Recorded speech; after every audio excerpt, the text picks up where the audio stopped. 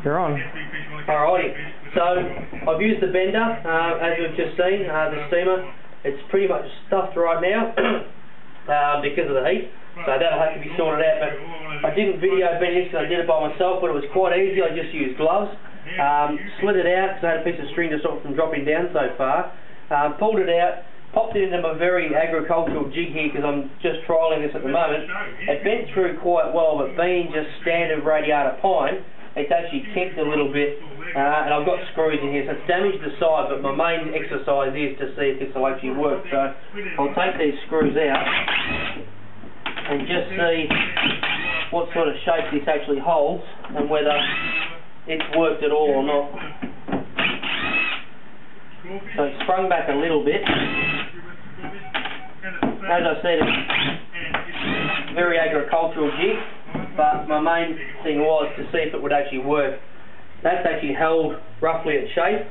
That probably only sprang back 1 or 2% in standard pine. So now if I try and flex that, I'm lucky to flex that and to try and bend that out of shape. I can bend that back. It is still a little bit damp, so not sure how long I should have left it, but we'll do further tests on that. But understanding this is a very basic test, that's actually works quite well. So that's just standard 42 by 19 radiator pine. It hasn't split on the outsides, but of course it's got small kinks on the tops and the bottoms, and it's got marks from where I've wrecked it with the screw. So now I'll just quickly go across to the Jarrah. We tried the Jarrah and I'm highly expecting it to be unsuccessful, as I was told on the internet, and you can already see there that there was no chance of pulling it into quite a tight shape that I had. The clamps, maybe I should have used stronger clamps, but there was just no way that this was pulling in. So if I start to release these clamps, you'll see I would have been lucky to actually bend this 10%. Now that's actually sprung back virtually all of that. So that's Jarrah.